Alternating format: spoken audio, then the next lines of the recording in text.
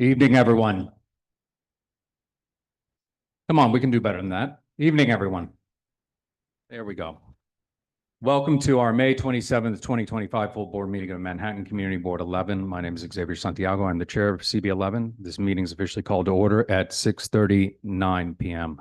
Tonight, we are joined by District Manager Angel Muscane, Assistant District Manager Khalid Nixon, and the Community Liaison Marlene Pierre. Before we jump into the ground rules, I want to say welcome to the East Harlem Scholars Academy High School. It's a long time coming, so thank you for hosting us.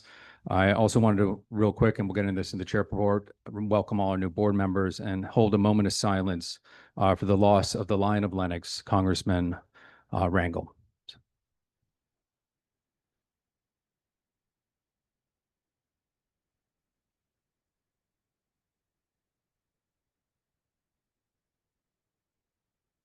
Thank you. Now for our ground rules.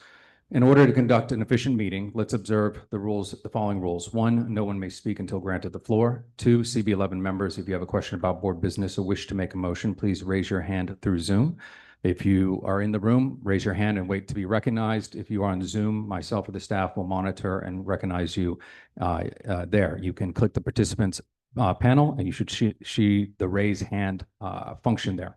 If you have technical difficulties, you may relay that through the chat to the staff. Members should not engage in a back and forth discussion. The chair will recognize the next person to speak. 3, the chat function, again, should not be used for CB11 business or questions about agenda topics. All such remarks need to be made on the record here in the room. Chat should only be used to alert us to technical difficulties. 4, when a member is given the floor to speak, I will identify you and you may unmute yourself so that you may speak, or if you are here in the room, you may stand and present your motion or ask your question. 5, please keep your questions and comments succinct and germane to the discussion. 6, members of the public can register to speak in the public session by completing the pre-registration form and providing their name, affiliation, and what topic they wish to speak about. A link to the registration form has been shared in the chat. Registration for the public session needs to be completed by 7:15 p.m. And with that, we'll take attendance by roll call. Good evening, everyone. Also, welcome to the new members. Please listen for your name. I will call you twice. Jose Altamirano. Jose Altamirano, absent. Fernando Alvarez. Fernando Alvarez, absent. Marcel Bondima. Thank you. Adem Brija. Present. Thank you. Marie Charles. Marie Charles, absent. Leslie Colon. Present. Thank you. Kenneth Crouch. Thank you. Carlos Diaz. Present. Thank you. Rosa Diaz is myself. Jessica Elliott. Thank you. David Giordano. Present. Thank you. Ada Gasseri. How do you spell your Jurisi? Oh my gosh. Okay, thank you. I should learn that. James Gray. Thank you. John Green. Absent. Chancellor Greg. Thank you. Pascal Hanou. Thank you. Hopkins. I'm actually here. Mary Charles is here.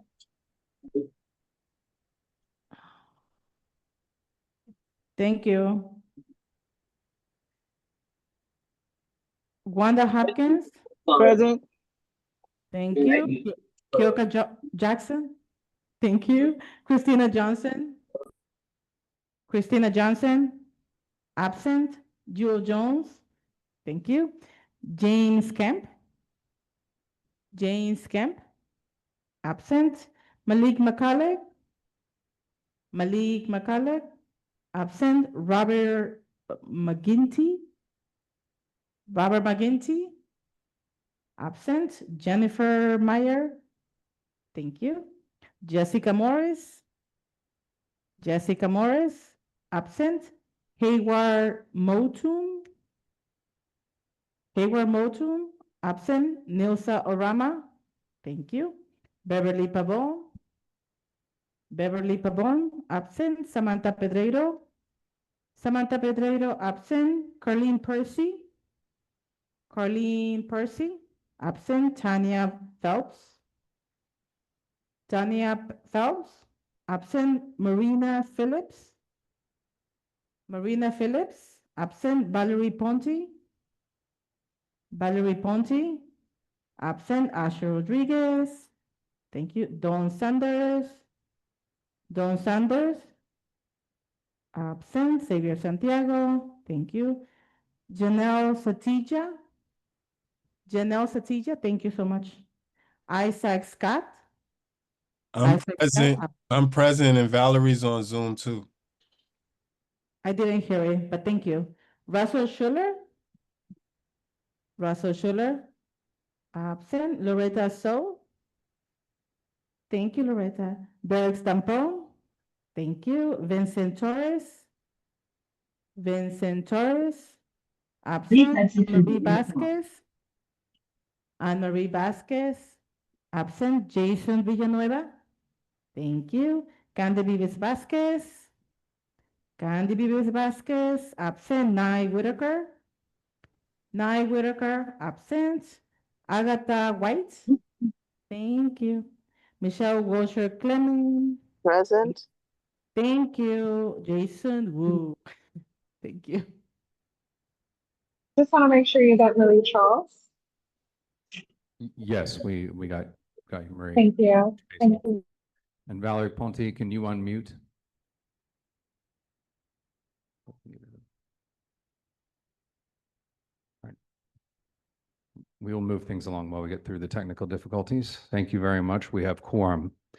The agenda for tonight's meeting was distributed ahead of time by the board office and was posted online. If there are no objections, we will adopt the agenda as stated. Board members, if you object to adopting the agenda, you may raise your hand through Zoom or here in the room.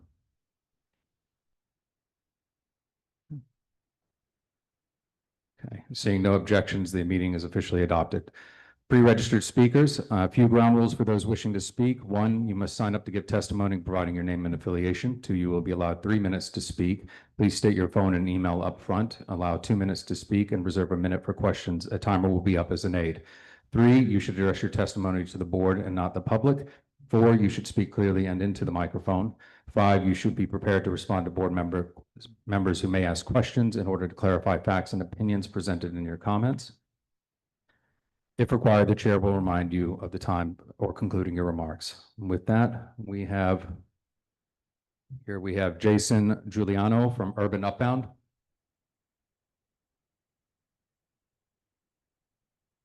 Jason Giuliano. Okay, you can come on up here to the mic.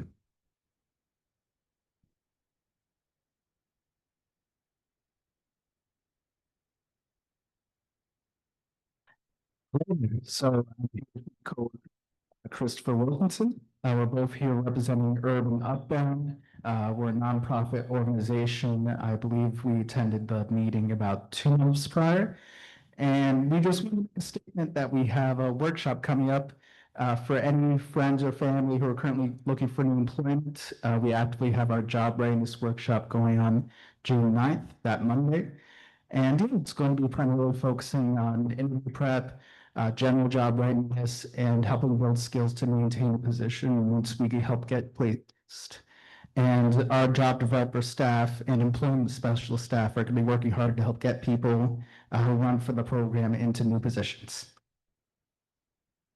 That's the gist of it. We do have these workshops, I'd say roughly every 3 weeks in this area.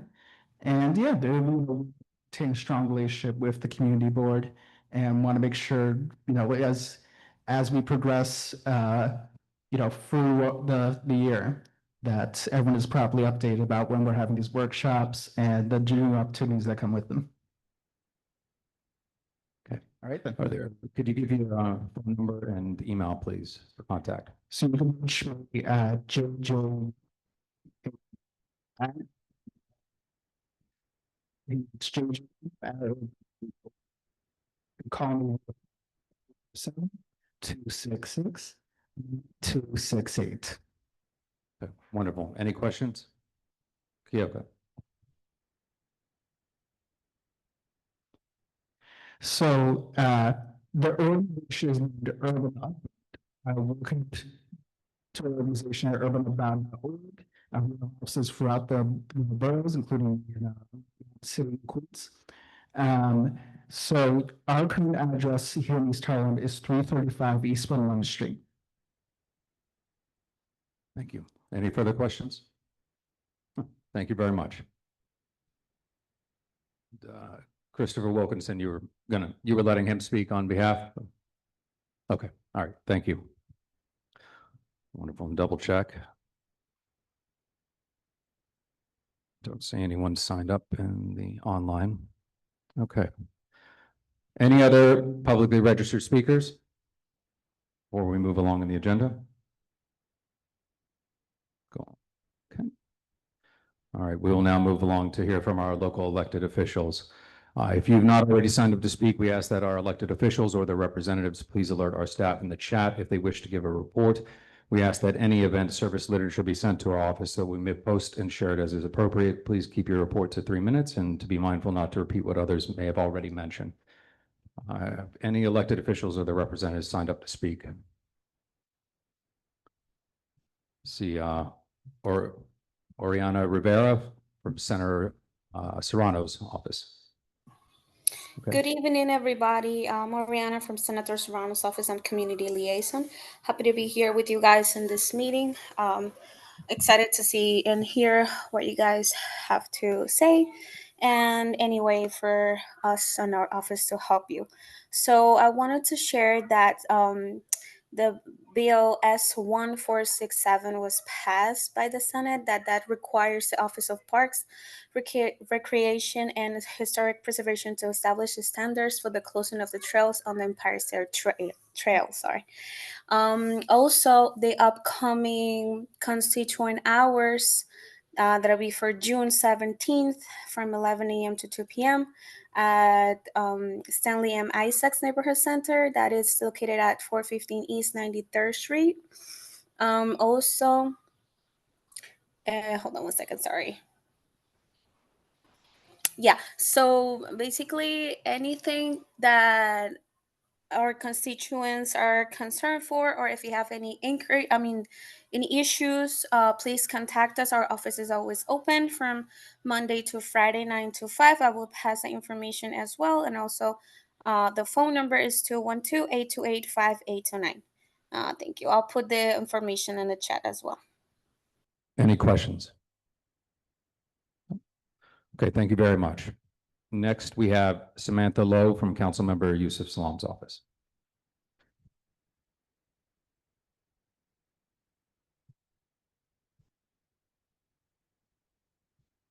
Good evening. Good evening. My name is Samantha Lowe. I'm from Councilmember Yusuf Salam's office. I'm the Director of Community Engagement. I'll give you my contact information. It's slow@council.nyc.gov.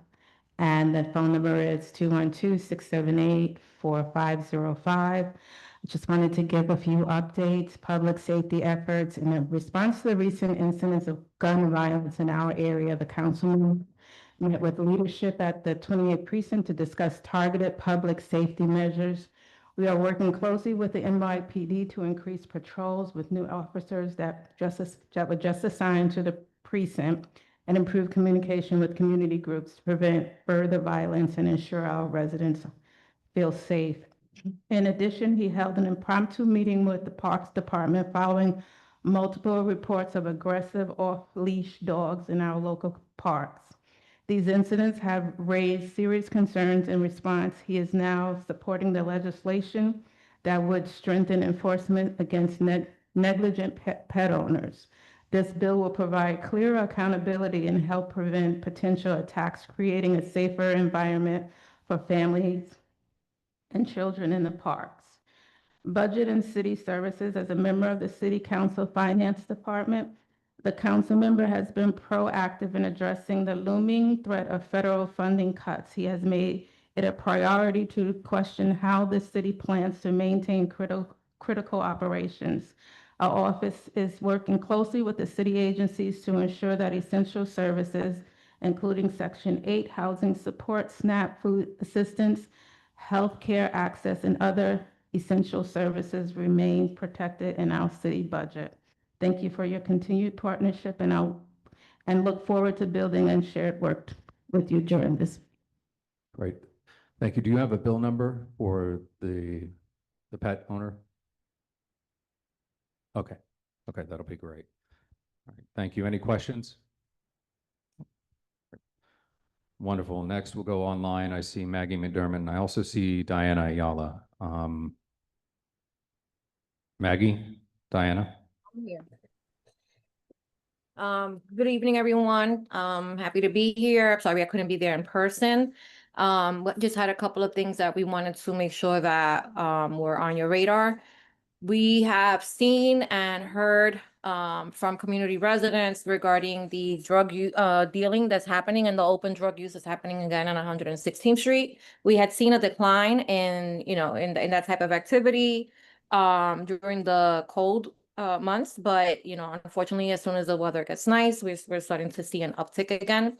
I did a walkthrough of the area, the corridor, a little bit over a month ago with the Manhattan North Chief, the 25th Precinct, and I've also met with the NYPD Commissioner about the need for additional resources, where 25th Precinct is, seriously under staffed.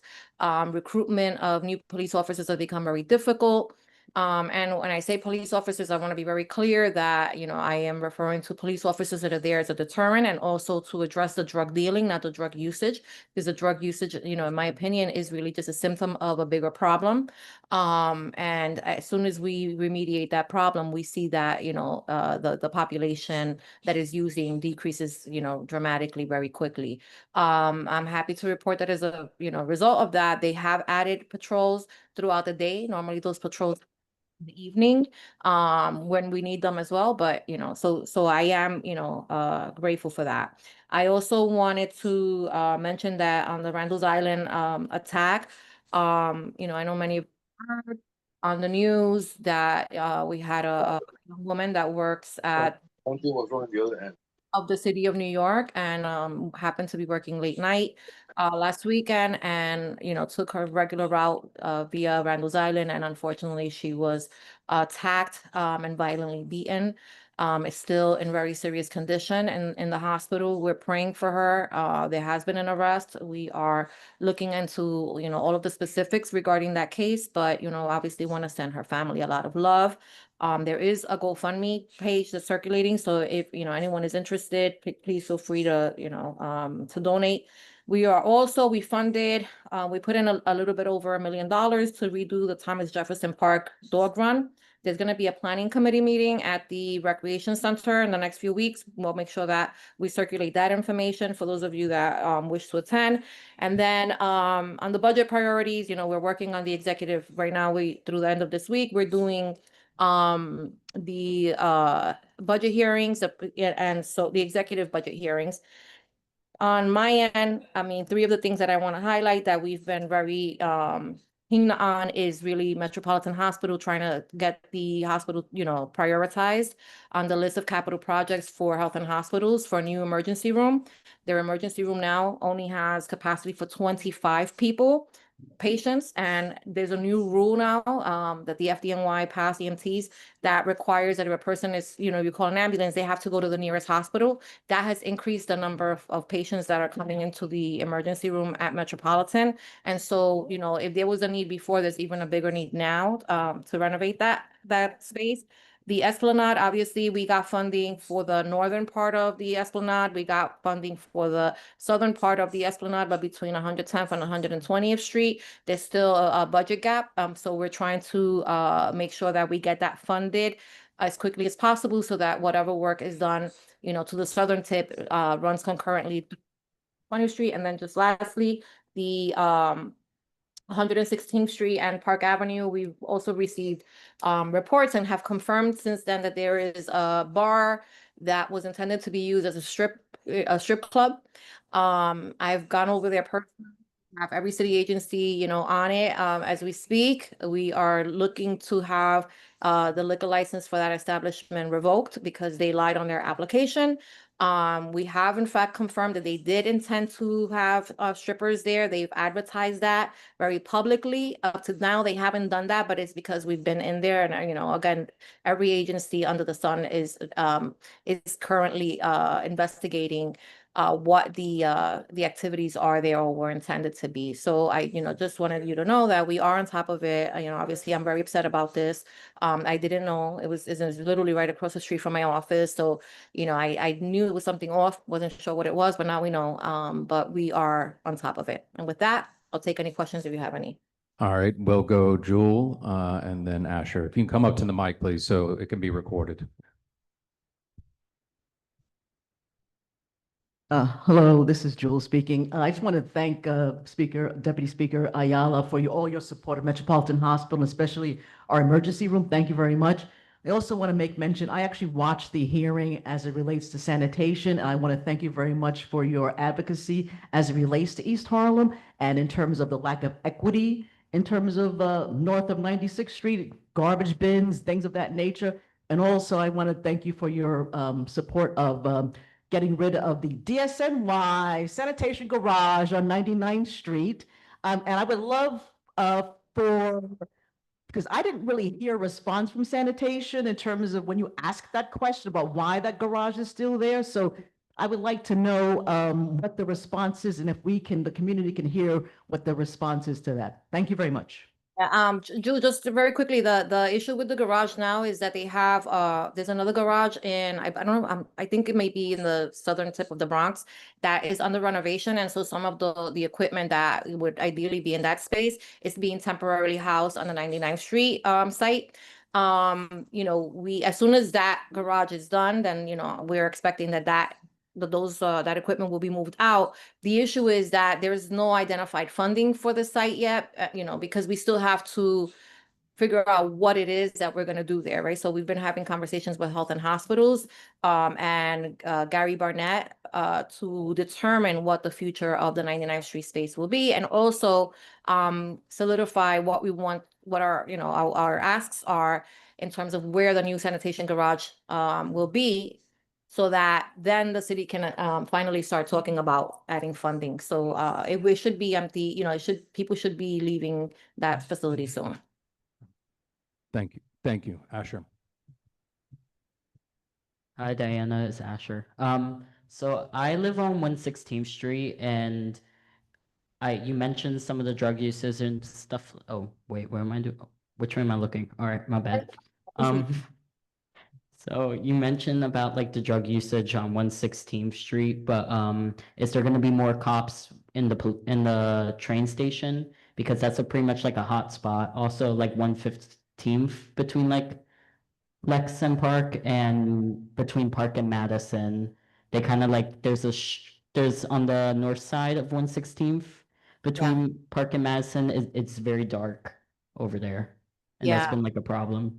Maggie's been working to get the lights, to add more lighting to that part of the district, just so that you know. But yeah, she's also been talking to Transit to see if they can add more police officers. They have, the problem again is that, we did this last year when, we realized that there was, every summer we go through this song and dance on 116th Street, on 125th Street. Apparently there are drug dealers that are coming through the train station. They come and they give the drugs to, individuals that may have substance use, disorder issues already, and then they sell the drugs to the other folks that are there. So we're trying to ensure that we're adequately staffing the train stations as well, because they people don't feel safe, and I don't blame them for not feeling safe there. It's a problem.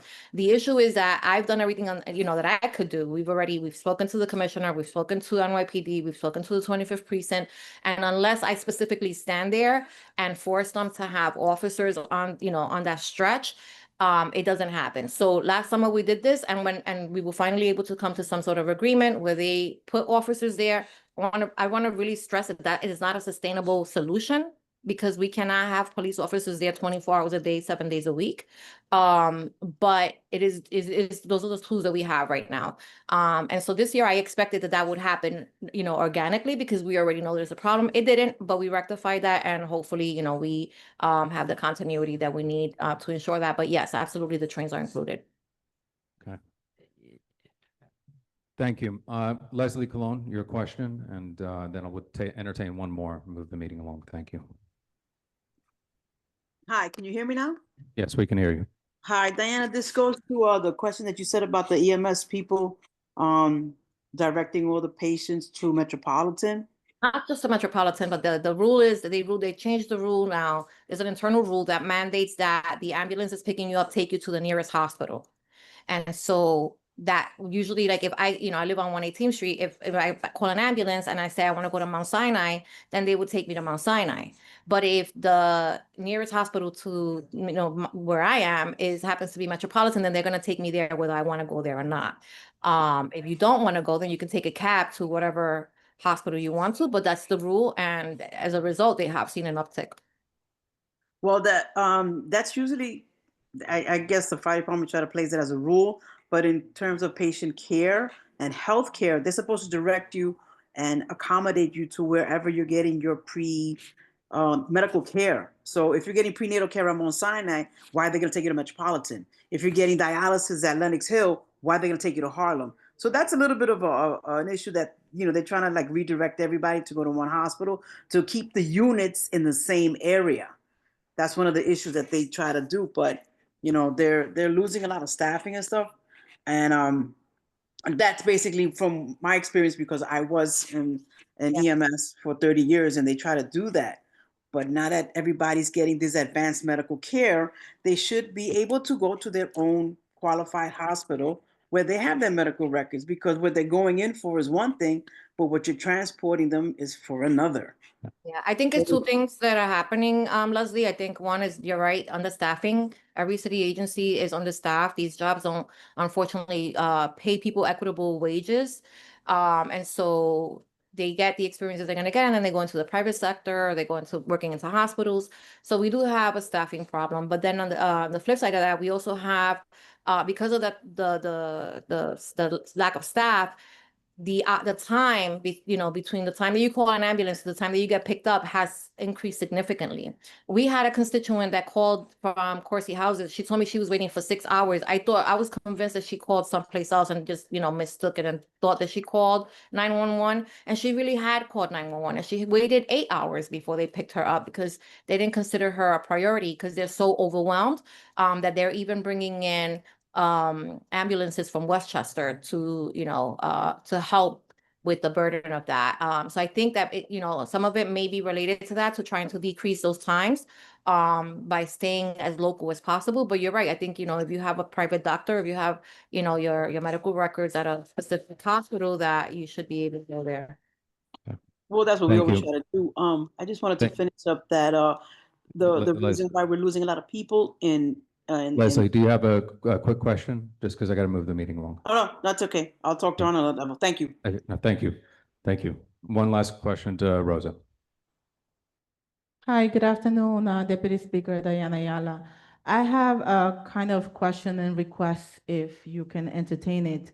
On Thursday, May 15, I was running to a meeting and there were kids trying to enter the 110th Street station.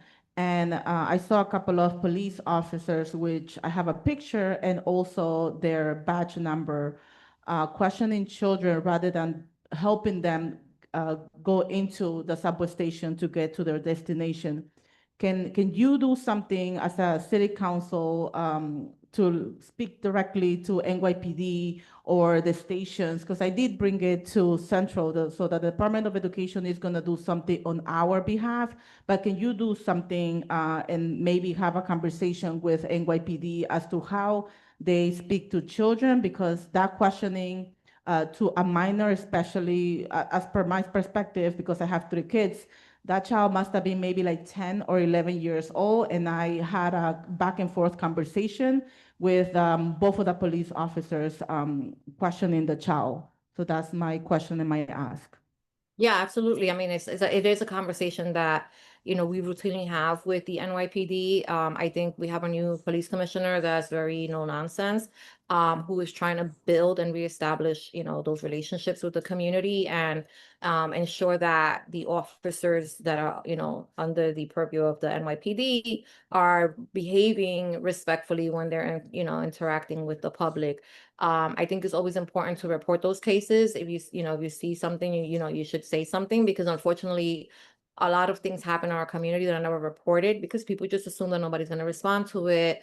Nobody cares, and that's not true. We all know, right? Especially you guys know as members of the community board, that if an individual calls 311, right, even 311 is helpful because it records an incident. It records it for us to be able to use as evidence that these things are happening in our community.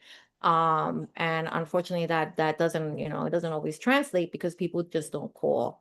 So I'm happy to, if you have the information, I'm happy to look into that specific case. Because, I'm not familiar with what happened. But that is absolutely a conversation that, I have with the NYPD, repeatedly. Okay. Thank you very much, Deputy Speaker Ayala, and thank you for your partnership and the work where we're aligning. We wish we could be here in person as well, and look forward to you joining us at next board meeting you can. So thank you so much for being with us. No worries. Thank you. All right, next we will, I don't see any other elected officials, so we'll move on to our Borough President's report, Porfirio Figueroa.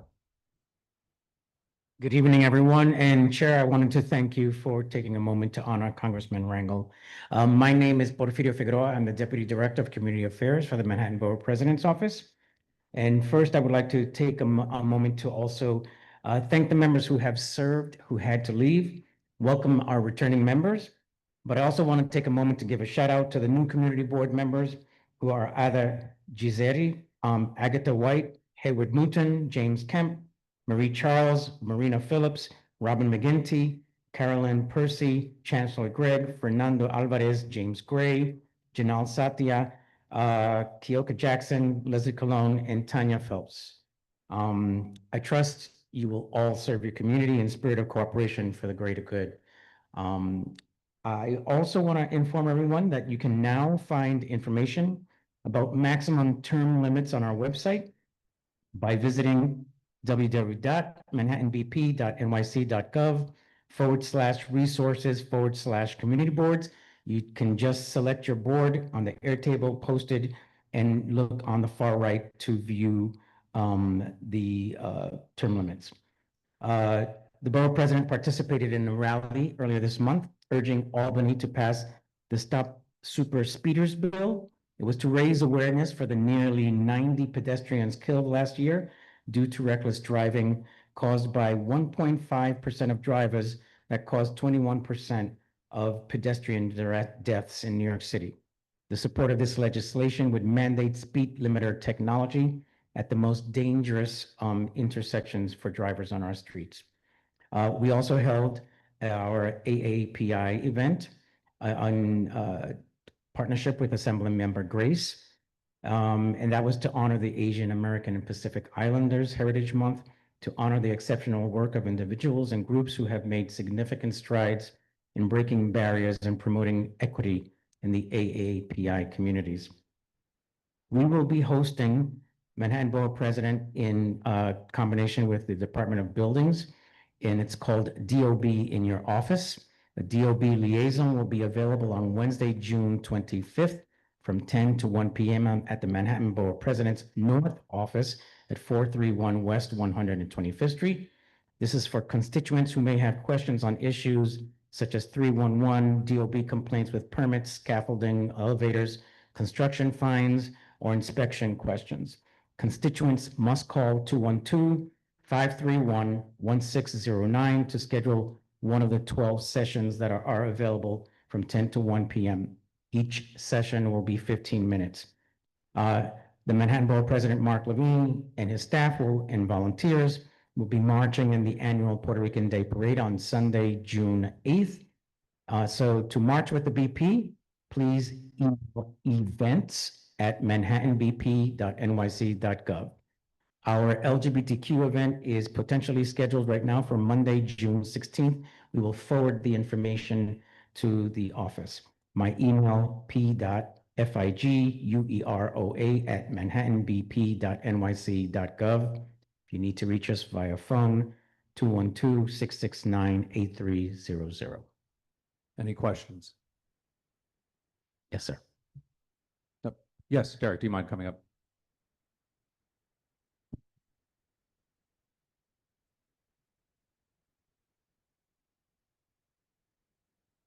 Good evening, Derek Sampone, Community Board 11 member. Recently, the NYPD has been issuing, what's the exact term? Apologies, criminal summons for people violating rules around cycling in New York City. This is a shift from previous policy where they'd be issued tickets on the spot. This shift seems to not really be in line with probably how these things should be dealt with. And cars are much more dangerous to pedestrians around New York City.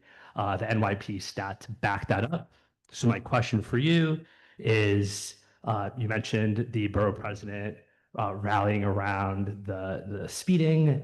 Does the borough president have any plans around supporting cyclists in Manhattan and New York City at large? Thank you. Thank you, Derek.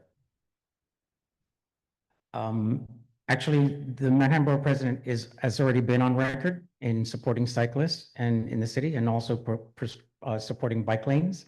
It's definitely something that for the safety of cyclists and pedestrians and cars, we all work together.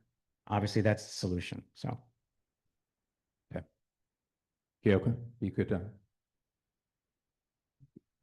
Yeah.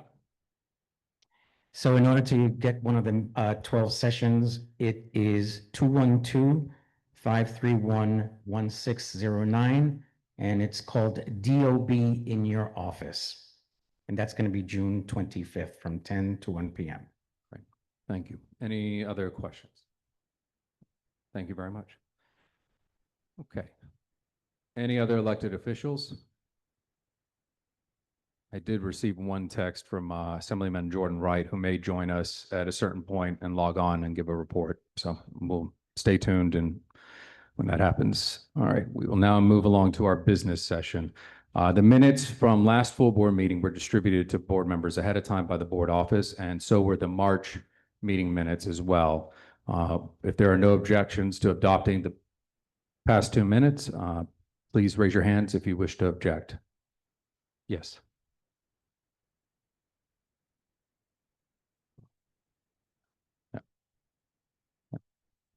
Okay. If there are any objections to adopting the minutes from April and March, please raise your hand. Okay. Seeing no objections, the minutes from last full board meeting in March are adopted. They will soon be available on the CB11 website. On to our chair report. First, I want to welcome all of our new board members, Community Board 11. Would you please raise your hands so we can see who you are? Okay. Welcome, welcome, welcome, welcome, everyone. I know some people couldn't be here. I got emails because of coming off of the holiday weekend. So again, please take a look at our packet. You can access it online. You have all of our information there where you can actually see all the reports, committee chair reports, and action items. One of the things I just want to encourage to the work we do here, for those that have attended community boards, it can be very impassioned work at times. People can come down on different sides. It's important, though, that we deal with things in an open, democratic, and inclusive process that sometimes it's not personal, it's just a position and opinion, and we're rather dealing with the idea. And so to remind people we do that and advocating for the greater good of Harlem, in East Harlem, that's my recommendation, and we're going to be able to cross that bridge together as a group.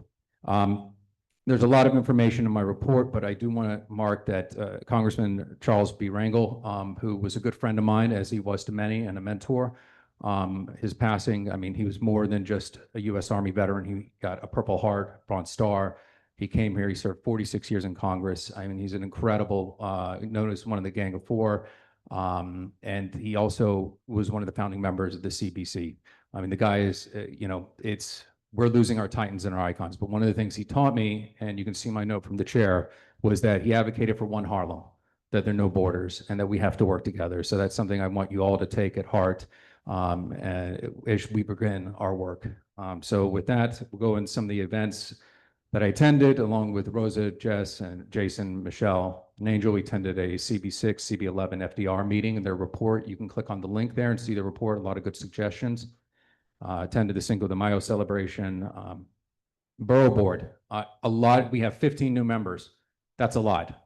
We were not the only ones to get high turnover, and in some cases, some of the other community boards did not get longtime members reappointed. Luckily, the borough president, where they could reappoint midterm, they did do that, but we discussed that at borough board, and it felt like many of us were under the impression of losing institutional knowledge. And whether that was intentional or not, we know that what the long-term impact is going to be, especially with the term limits. Thank you to Dan Brija and William Betancourt for coordinating the Gaylord White housing tour.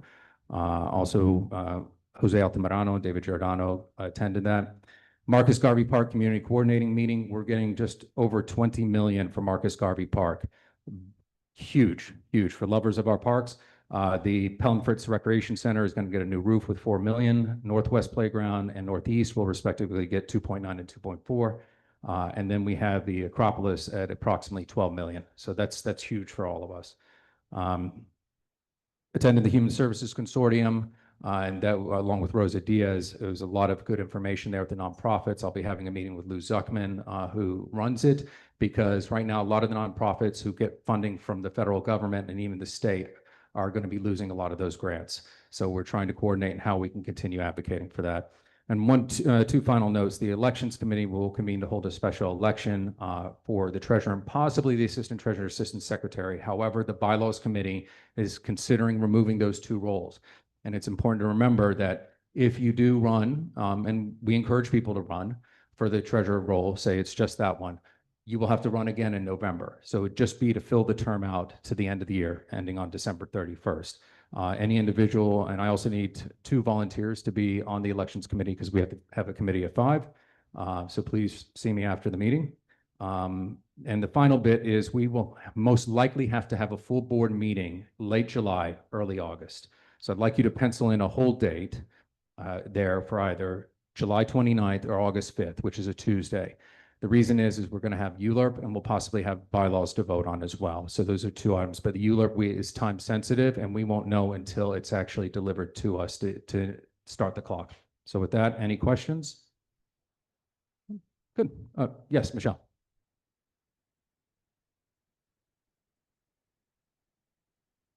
Yes, thank you. Uniform land use review procedure.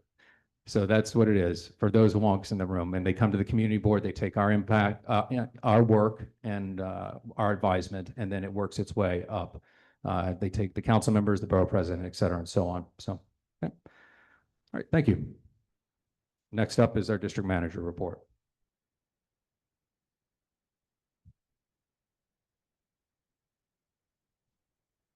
Hello. I'm Angel Muscane. I'm the district manager. I'm the one that's always emailing you and always will be emailing you. So if you don't like emails, sorry. That's the way I communicate. I encourage you to next month sit at the front of the class so we can see you.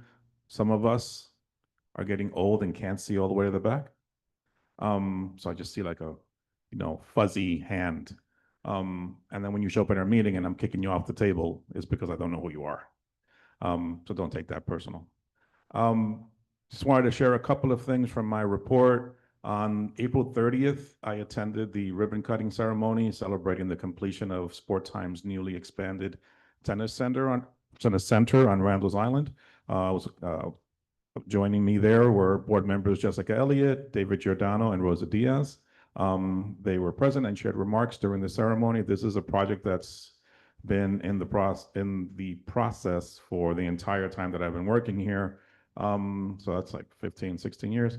So it's very exciting to see that finally come to fruition. A lot of neighborhood children are benefiting from the program being offered both on the island and in the neighborhood. So that was pretty exciting. Tomorrow, as the new members should know, I'll be holding a new member orientation with the staff at the board office starting at 6:30. If you haven't confirmed, please do so. We'll be there starting at 6:30. Any veteran members that want to stop by and show face and participate with the new members, put names to faces and faces to names, I'd appreciate it. I won't keep you there terribly long. And then lastly, as Xavier was referencing that rezoning, that ULURP, we did receive today, while we were sitting here at this, waiting for this meeting to start, the certified application from the Department of City Planning for the proposed MTA rezoning of 125th Street and Lexington Avenue. The board will now have 60 days to submit its comments, so we have until July 28th.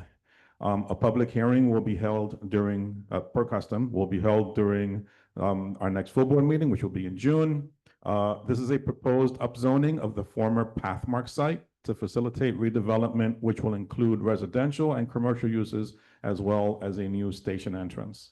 The Land Use, Landmarks, and Planning Committee, as per our custom, will be leading the charge and organizing our comments and recommendations and review of this application. So I encourage you to look at the calendar and find the date of that meeting and to join us there so you can learn more about that project. And for the new members, I'll go into more detail as to where you can find all the stuff about applications and all that jazz during the orientation tomorrow. And that's all. Thank you.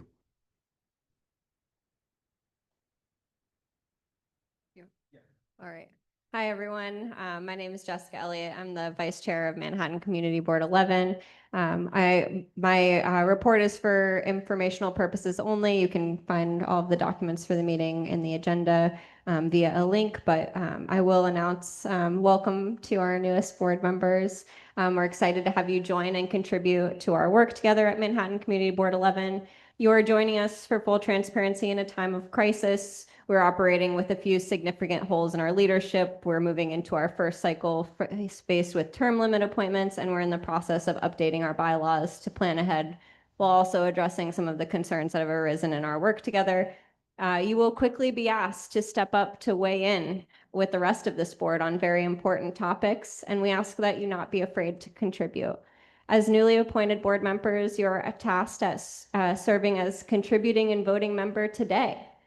So please don't be afraid to ask questions or even to call us out as leaders. This is an opportunity for our collective growth together, and I look forward to seeing each and every one of you take ownership and begin to shape the important work and future of this board. Just an update for the district needs and budget committee. Actually, I'll just skip this out when I talk about that. But my email address is vicechair@cb11m.org. And thank you all for your ongoing work and dedication. Thank you. Our secretary's report. Good evening, everyone. My name is Rosa Diaz. For those that are new, I want to provide you with my cell phone number just in case if you need it, if you have questions with regards to your attendance, committee attendance, full board attendance. We as members join in person unless we are disabled. My phone number is 347-885-1687. And my email is secretary@cb11m.org. So if you have any questions, you can see me outside after the meeting, and welcome. Okay, thank you very much. We'll now move into our committee reports and action items. And before we do, it's in the Google Drive, but it's also was at the table. It's called Motions Made Easy right here. We've just real quick as we jump into the work, we've traditionally done the debate up front and then voted. In order to keep things a little bit more structured when we discussed it, executive was to kind of transition more to a formal parliamentary procedure, which is these positions that have been ushered forth by our committees. So we have one on housing as an example. That's a main motion already on the floor. If you can imagine, it's been first and seconded. So what we're going to do then is that the committee chair will be the motioner, and he in this case will come up, give his report, and then the action item. I will read it back in and then ask if there's any debate for it. And I will ask that each one of you, if you're for or against, you alternate, right? And it would be very simple. So you have like a little simple script right here, where you could say, I rise in support of X, Y, and Z, or I rise, to speak against the motion. Very, very easy. We're going to walk into it with the second set of items, which we typically bundle, which are licenses and permits. We're going to do the same thing, but those were voted on individually at the committee level. So those will be presented and have to be a main new motion, right? So that would be whoever's going to move would say items like 2 through, I support the committee's recommendation for items 2 through 19, right? That'd be the motion. Then you would have a second, and then we would call for debate after it's been restated. If there's no debate, we would just go to call the vote. Or call the question. So if you have this, It's a good little cheat sheet. Hold on to it. So with that, we're going to go into our committee reports. And first up is Environment, Open Space, and Parks. And on deck is Bylaws. Thank you. Good evening again. Just for information only, we are currently planning our visits to the gardens starting next month. We're also working on a Google site that can highlight our Earth Day events at the El Museo del Barrio. So if you have any pictures or videos, send it our way.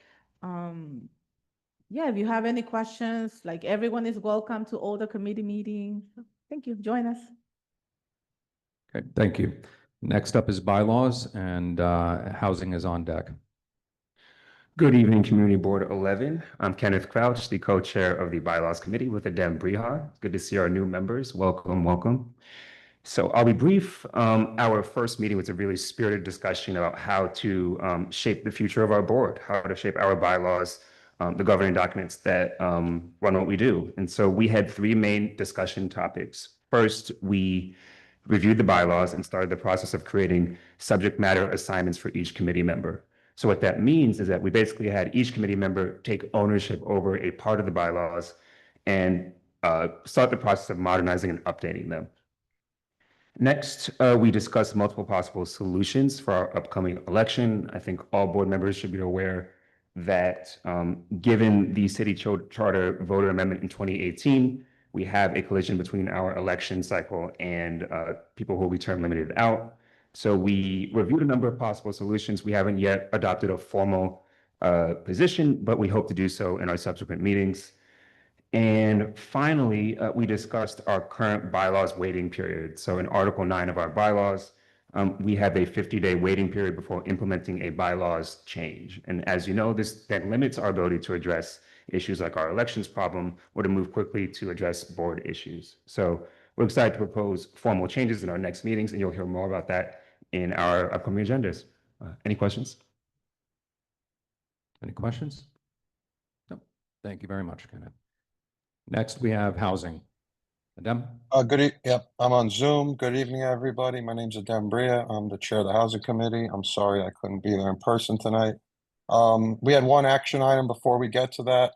I just want to touch on the walkthrough Xavier mentioned earlier that we had this month at the Gaylord White Houses. It was actually a very productive walkthrough. They're in the process of a PACT conversion, which Ascendant Neighborhood Development is overseeing. We were able to see a model apartment, essentially, of what all the apartments are going to look like when they're renovated. It looked nice. Overall, it's very nice look, but one of the concerns was the bathtubs were not really, they had like the regular bathtubs. They weren't really safe for seniors to enter. There was problems with the elevators. There was a lot of hypodermic needles on a lot of the roofs.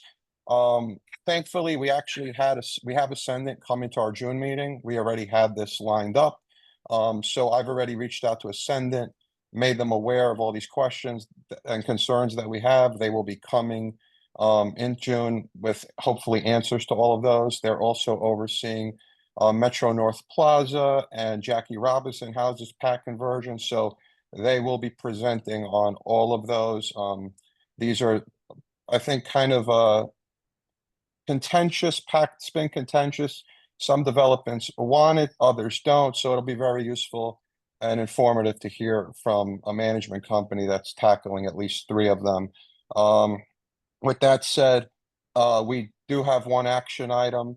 Hope Community Inc. came to our, I believe it was our April meeting, presented on the state of their properties, had mentioned that they would like a letter of support for, from Council Member Salam regarding their Hope Preservation Project. It's their properties on Lexington Avenue that they will be rehabilitating inside and out. And as a part of that, they are asking for an Article 11 exemption, which essentially gives them a 40-year tax exemption on all affordable units. The committee made a motion to provide that letter of support, and it was passed unanimously. And I just want to say that I'm really proud of my committee, that we've been having quorum every meeting. That was my goal, and we've gone above and beyond that and been doing a great job. Thank you. Thank you very much. And with that, we have a motion on the floor, Chris, made by Christina Johnson to provide a letter requesting that Councilmember Yusuf Salam support Hope Community Inc.'s proposed Lexington Hope Preservation Project. Motion was seconded by Beverly Pavone and passed unanimously. Is there any debate on the matter? Okay. Seeing none, we'll move to a vote. All those in favor? Oh, you have a question? Yeah. We're just going to call the vote because it's a main vote. So all those in favor? Any Aye. opposed? Any abstentions? The motion carries. Okay, great. Next, we have licenses and permits. Adem, if you would kindly take that on because Anne Marie is not here.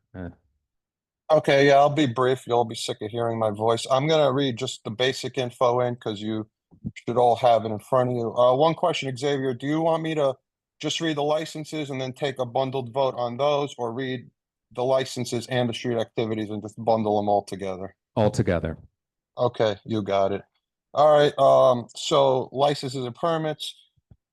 First liquor license was Quesadillas Don Amati Corp., new application for a full liquor license for a restaurant located at 158 East 116th Street. The committee recommended that that application be approved. Number 3 on your agendas, Mint Management Services, Inc., renewal application for a full liquor license for a restaurant located at 251 East 110th Street. Committee recommended that that application be approved. Number 4, Chipotle Mexican Grill of Colorado, renewal application for a wine, beer, and cider license for a restaurant located at 165 and 167 East 116th Street. The committee recommends that this application be approved. Number 5, 1567 Lex Cafe Corp., doing business as Effie's Kitchen, renewal application for a full liquor license for a restaurant located at 1567 Lexington Avenue. The committee recommends that this application be approved. El Barista, New York City, doing business by the same name, renewal application for a wine, beer, and cider license for a restaurant located at 2154 3rd Avenue. The committee recommends that this application be approved. Number 7, Madison Mex LLC, doing business as Conmigo, renewal application for a full liquor license for a restaurant located at 1410 Madison Avenue. The committee recommends that this application be approved. Number 8, Ace, let's just say Teddy's Bar, renewal application for a wine, beer, and cider license for a restaurant located at 2171 2nd Avenue. This application was withdrawn, so the committee recommended that this application be denied, and that was passed unanimously. Number 9, Sephora, renewal application for a full liquor license for a restaurant located at 2262 First Avenue. It was a renewal application. There was no change to the methods of operation. Therefore, that application was administratively approved by the district manager and chair of the License and Permits Committee. Now we will move to our street activity events. Number 10, Africa Day celebration. It's at May 24th, 2025. There's 2 locations. One is Duke Ellington Circle between 5th Avenue and Tito Puente Way. Location 2 is Tito Puente Way between Duke Ellington Circle and Madison Avenue. The committee recommended that this application be approved. Number 11 is East 115th ACYFO Community Art and Wellness Event. It is a street event, May 24th, 2025. Location is East 115th Street between Park and Madison Avenue. The committee recommends that this application be approved. Number 12, Annual Gun Violence Awareness Event, street event, June 6th, 2025. Location, East 119th Street between Lexington and 3rd Avenue. The committee recommends that this application be approved. Number 13, Annual Gun Violence Awareness Street Event, June 16th. Location, Lexington Avenue between 119th and East 120th Street. The committee recommends that this application be approved. Number 14, 2025 East Harlem Youth Fair Street Event, August 14th. Location, East 106th Street between Lexington and 3rd Avenue. It is a curb lane only street closure. Committee recommends that this application be approved. Mental Health Awareness Day Street Event, June 10th. Location, East 122nd Street between 3rd and Lexington Avenue. Committee recommends that this application be denied. Day for Dads event, Block Party, June 21st. Location, East 115th Street between Lexington and 3rd Avenue. The committee recommends that this application be approved. 17, Juneteenth, 5th Anniversary Block Party, Street Event, June 21st, 2025. Committee recommends that this application be approved. 18, PS 57 Farm Stand Thursdays, Farmers Market, Thursdays, July 10th, 2025. Location, East 115th Street between 3rd and Lexington Avenue. The committee recommends that this application be approved. Number 19, East Harlem Health Fair Festival, Single Block Festival, July 20th. Location, East 109th between 2nd and 3rd Avenue. The committee recommends that this application be approved. Thank you. Great. Are there any questions? Okay. See that there are none, I will entertain a motion to bundle the committee's recommendations. All right, would you please? I'll second that, Madam Chair. Where is it? All right, in support of this motion to bundle them together? We would say I move to support the committee's yes, Asher? Yeah.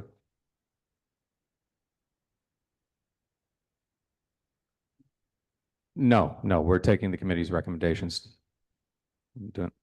So it would be, I move to support the committee, bundle the committee's recommendations as presented, and then I'm just going to read them through. So I move to, what is it? Sorry, say it again. I move to support the committee's recommendation and bundle them all together. So Rosa Diaz moves to. I'll second that, Chair. Let me finish, Carlos. Okay. All right. Rosa Diaz moves to support the committee's recommendations as presented. I'm going to read them in. Number 2 is approved, 3 is approved, 4 is approved, 5 is approved, 6 is approved, 7 is approved, 8 is denied, 9 takes no action, 10 is approved, 11 is approved, 12 is approved, 13 is approved, 14 is approved, 15 is denied, 16 is approved, 17 is approved, 18 is approved, and 19 is approved. Is there a second? Second, Chair. Okay. Second, is there any debate on the matter? Seeing that there's none, all those in favor? Aye. Any opposed? Any abstentions? Any present not voting? Good. Thank you very much. Next up, we have Human Services. Xavier, Yeah. I'm present not voting on number 11. Number 11, Isaac Scott is present not voting. Thank you. Next up, we have Human Services. They didn't have a meeting for quorum, but they had their event on Saturday. Isaac just wanted to share a quick feedback. Yes, thank you. Peace and blessings, everybody. I apologize I couldn't be in person with y'all. I got sick immediately after that event on Saturday, but I'm happy to report that the event was very successful. Let me start first by welcoming new members. That's another regret I have in not being in person with you all today. I heard some names that I think are pretty familiar. I'm hoping that they are who I heard, but I'm looking forward to meeting y'all. I'm the chair of the Human Services Committee, and just a little bit about our committee. Our mission is to advocate for quality service delivery that addresses the health and service needs and improves the quality of life in East Harlem. We're really like a catch-all committee, if you will, dealing with a lot of the social services, health, equity, and homelessness, a lot of stuff like that, that doesn't fall under the purview of other committees. And we also do work collaboratively with committees, but we also work very much collaboratively on a range of public policy issues pertaining to, like I said, health services and services for seniors as well. Yeah, we didn't have quorum last month. That's a big thing. I won't pick at my committee. I'm hoping that we won't have that issue again next month, y'all. We definitely want to, it'd be devastating if this community board didn't have quorum, Human Services Committee didn't have quorum twice in a row. So I'll leave that there for committee members. I look forward to seeing y'all.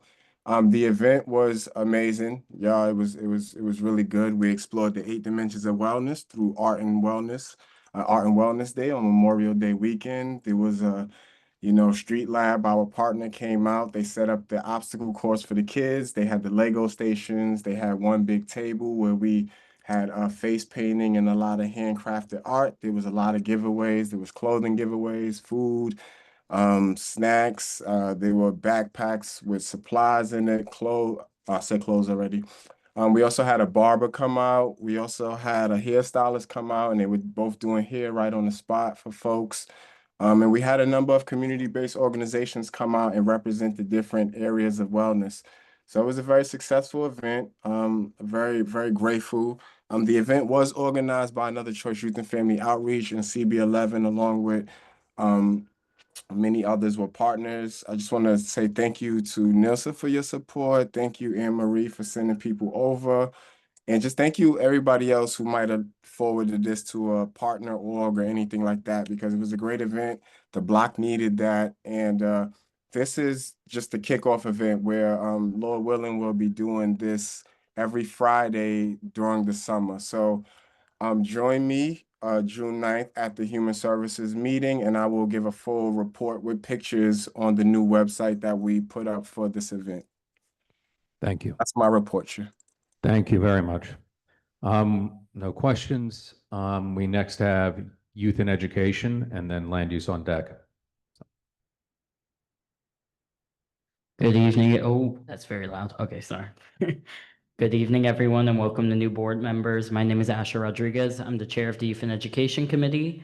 We had a packed meeting this month because we didn't have quorum in April. And unfortunately, when we lose quorum, we invite the other presenters to come back, but we actually had none of the presenters from the previous month come back. So that's more emphasis to please show up to your meetings. We had two announcements. First, a project that we supported last year, the PS37 River East Playground. The construction started, which is awesome, and it's anticipated to be completed by spring of 2027. And we also had Groove With Me come, which is a free summer dance program for girls in Harlem. And I think their camp ran from, I think it was all of July and part of August. So that's a good opportunity. And it goes from preschool to like I think it was high school age. I have to double check. We had two presentations. One is from New York City Kids Fest, which is a music festival for kids, and they're hosting 3 locations, and one of them is at Marcus Garvey Park on June 13th. So that's something awesome to look forward to. We also had a program called Street Scholars Corp, which has young girls who are coming out of the justice system. It has them get their beautician license, and basically the founder was there and she was asking for where she could look for funding, and we directed her to different places where she could apply for different types of grants. And we continued our conversation about One Green Apple, which was a app, like one of those communication apps that teachers use between students and parents and teachers to talk about students. And we unfortunately did not come to a agreement about a letter of support, and we're hoping to consider next month whether we're going to support or deny this. And we had one motion, which was, can we go to the motion to make sure that I say correctly? Russell Schuler made a motion to co-sponsor the Community Art and Wellness Day, further providing available committee funds of up to $500 towards the event. The motion was seconded by David Giordano and passed with one present not voting, which was Isaac Scott. Any questions? Any questions? Okay. So the motion was Russell Schuler made a motion to co-sponsor the Community Art and Wellness Day, further providing available committee funds of up to $500 towards the event. The motion was seconded by David Giordano and passed with one present not voting, Scott. Is there any debate on the matter? Okay, seeing no hands. All those in favor? Any opposed? Any abstentions? Jewel Jones abstains. Present not voting. I'm Isaac present not voting. Sorry, I'm present Yeah. not voting. Thank I you. also see Valerie's hand up though. I don't know why. Thank you for Valerie. Voting yes. Okay, thank you. Okay, the motion carries. All right, land use, landmarks and planning, Jason. Good evening, family. Jason Villanueva. Loud, right? How you guys doing? I am your Land Use, Landmarks, and Planning Committee Chair. I want to echo the same sentiment to all the new members. Welcome. If you have any questions, concerns, you always can reach out via email or cell. My cell phone is 646-342-5026. Just try not to call me in the wee hours of the night, and I will try my best to respond to your concerns. So, to the meeting. So we had an announcement about the National Black Theater, a new 21-story mixed-use building located between East 125th and 126th Street is nearing completion. So we requested that developer to come and provide an update to the committee. Presentations and discussions, as you heard from the district manager, a certification has been enacted for ULUP for the Metropolitan Transit Authority rezoning application for 125th Street in Lexington. The MTA's Transit Oriented Development Team presented. It was in an effort towards our pre-ULUP discussions with public sector developers, and they provided a very intense presentation. I recommend that you all go to the website, draft some questions, try to come to land use next month and present them. If not, please email it to myself and or the board office. It's a big project. Old business is related to a potential demolition of 442 and 444 East 119th Street. This was a old church building that was brought to us by a constituent of the district. Through some research, he was able to bring up some concerns that now we're going to be addressing from a advisory capacity of reaching out to the developer. I think at this time it's Catholic Charities.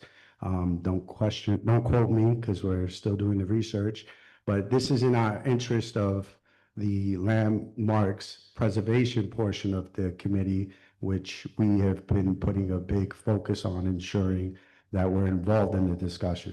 And to that matter, some unfortunate news, some of you are familiar with Maggie's Magic Garden. We got the resolution from, and forgive me if that's not the correct term, but we got the response from Landmarks and Planning Commission, and unfortunately they were not accepted.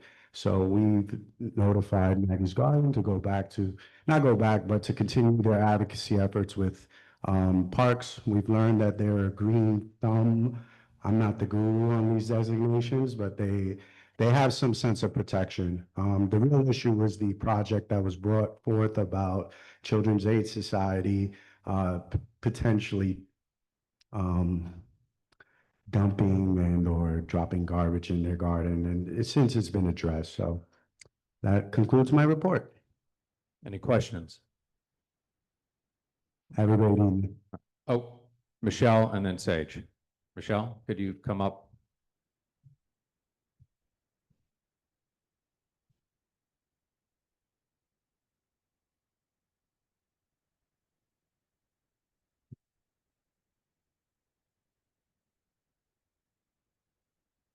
That was a long walk up. More so just a comment. It wasn't really the Children's Aid Society that was dumping. It was more so the contractor and whatnot on the other side of the fence, and things were just moving back and forth. And so it really wasn't the Children's Aid Society. I just wanted to touch on that. Okay. And you'll be up next for your, Sage, if you can come up for your question, please. Okay. Have a good evening. Thank you very much. All right. Public safety and transportation, Michelle. Hello, everyone. And welcome to all the new members. I'm glad to see you, Kyoka. And I don't know everybody else's names, but I will learn them. And for anyone that knows, it's not easy for me to learn names. My name is Michelle Wilshire Clement. I'm the Chair of Public Safety and Transportation. It is a worthwhile committee, and it has been packed with a lot of to-do, especially during these months, with the MTA and the Department of Transportation coming to us with the corridor on 116th Street and wanting to redesign that. We already voted last month on the redesign on Third Avenue, but now we're talking about the redesign on 116th Street, including a bus lane and a bike lane on Pleasant Avenue that was not brought up previously.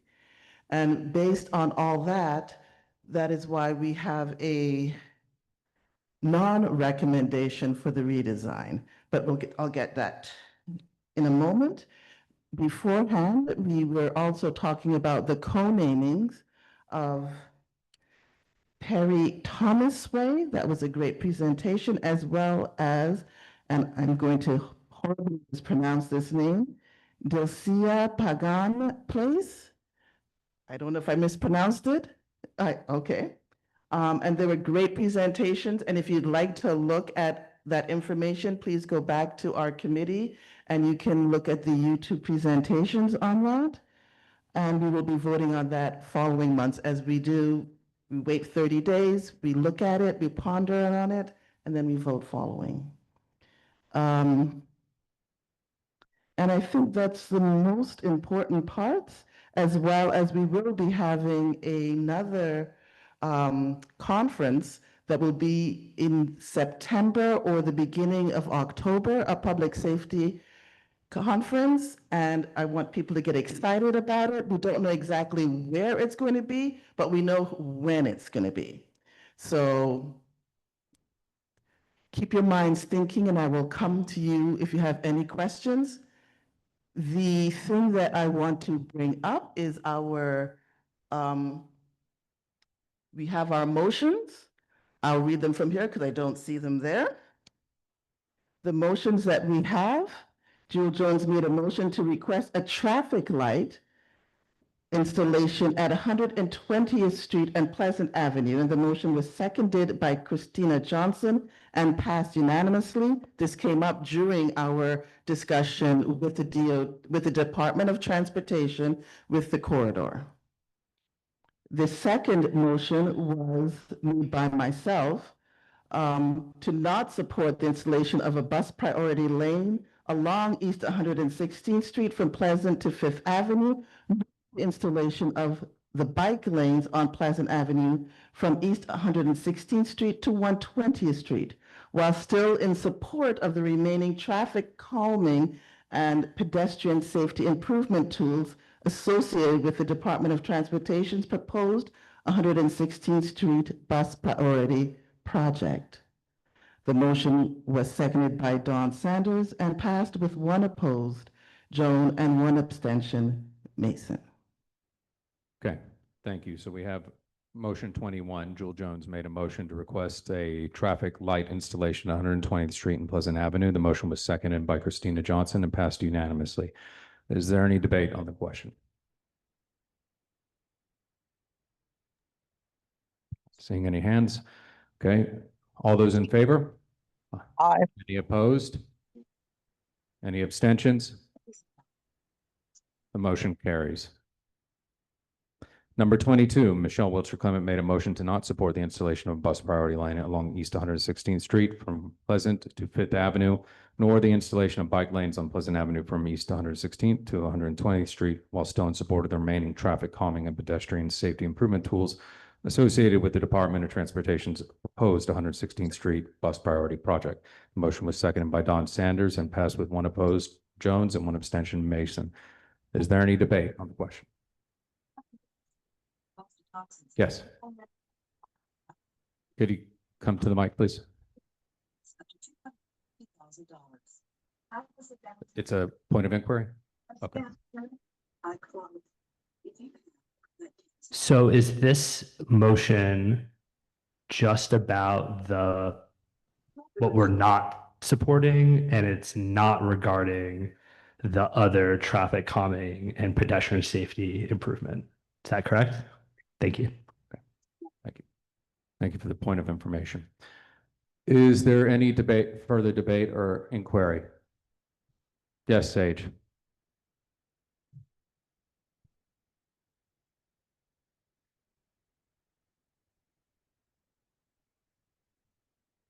I'll just say I abstained because I didn't think the MTA was asking us to uh, make a determination on anything. And I'll abstain again for that reason. Thank you. Yes. We took a position because we wanted to take a position early on. What happens is that if we don't take a position, as you can see with Third Avenue, things get redesigned very quickly. And the summer is a time when things, and the spring is when things start just changing along in our neighborhood. So we felt it was better to take action quicker rather than later. Thank you. Any further discussion, debate? Call the question. All those in favor? Any opposed? Wait, count the hands. So Jessica Elliott's opposed, Derek Sampone, Kenneth Crouch, Joel Jones, Jen Mayer, Asher Rodriguez. Any abstentions? Sage Mason abstains. Isaac Scott abstains. And Isaac Scott.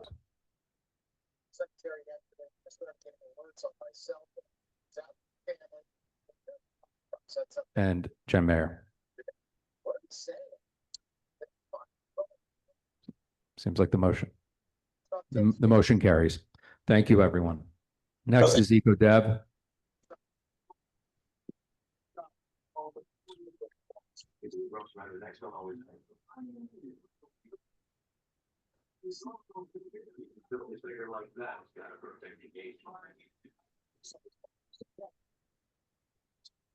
Y'all saw how Kyoka tried to hurt my tennis. Now that we have a place to play tennis, she's trying to hurt my tennis arm. Wanted to welcome all the new members. Jose Altamirano, Chair of EcoDev at the moment. We unfortunately did not have quorum. We had a nice full agenda, but there is an important quote I wanted to read out to you. Have a guess? All right. Union Settlement was supposed to present this, my bad. The East Harlem Business Attraction Program. Basically what this is doing is, it is a program where if you are a new entrepreneur that you're opening a new storefront in East Harlem and you have certain documentation, leases and things of that nature, you can go on the website, it'll give you the detail.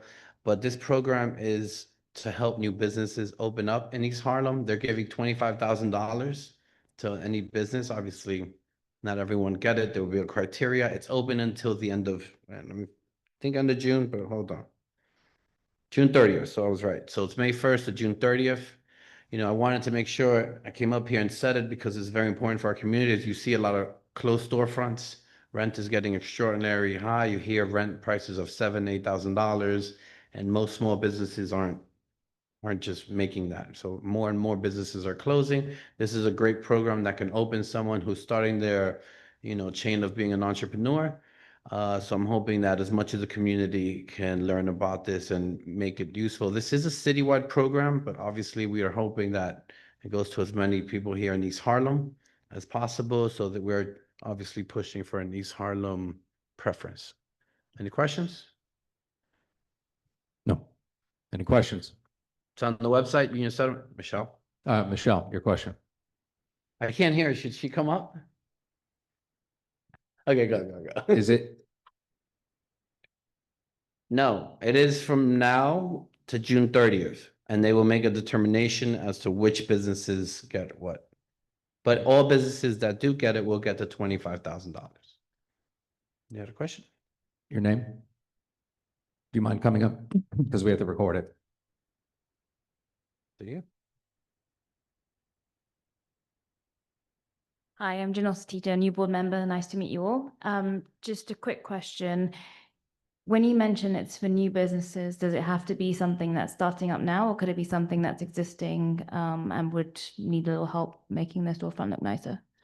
My understanding is that it is for like a new business that's opening a new storefront. But if you go on to the Union Settlement website, it has all the details. It can give you a little more, but I'm 99% sure that it is for someone opening a brand new storefront, because one of the requirements they're asking for is like a lease or from the business or the owner of the building, basically what you get before a lease, almost like a promise of a lease situation. Thank you. Thank you. It's a good question. Thank you, Jose. All right, next is district needs and budget. Hello again, everyone. My name is Jessica Elliott. I'm the chair of District Needs and Budget Committee. For all our new board members, the district needs and budget process is one of the most important, if not the most important thing, in my opinion, that community boards do. We are right now hosting a survey for the public to respond to what they think is the most important pressing concerns in our neighborhood, things that need funding and or attention in our district. So if you get your newsletter from the community board, within that newsletter is a QR code to that public survey. So please do us a favor and help us spread the word so that we get as many responses as possible. Typically, we don't get more than 100 or so. So obviously, this being as important as it is, we need as many responses as possible, including your own. And if you are interested in the budget process, or it can be a little bit, I think, scary for new board members to think about this process. I'd be happy to chat with you about district needs and budget and what we're working towards. This meeting this month in May was our last meeting until the next cycle. We do not meet in June. Instead, we will be working with the leadership of each committee to keep us on track for October. October is when we submit our statement of district needs and budget requests. So when we break for the summer and come back in September, probably the most important thing we'll be doing in every committee will be the budget process. So it's something that we can all weigh in on and should weigh in on. And we get learnings from the different events and takeaways that we get from, like, for example, the Parks and Gardens tours or the Health and Human Services events. We get to hear from the community and fit those things into our budget process. So our committee met this past week we're working on the statement, which is the narrative describing our district needs and budget. So once we understand our top priorities across each of the policy areas, we're writing essentially a statement that describes why we think these requests are important. And we're also beginning the district budget consultation meeting outreach. So over the summer, we will be meeting with hopefully each of the city agencies of which we have requests for, which is, I think, almost all of the city agencies, as well as our elected officials, to help understand why certain requests weren't funded, how we might be able to edit our requests into the coming cycle, and all around just try to make our budget requests as specific and targeted as possible, in alignment where possible with other city agencies, so that they can be funded. I think that's it. So feel free to reach out and think about joining the committee if you're not on it. And we look forward to our work in September and October. Any questions? Yes, Joel.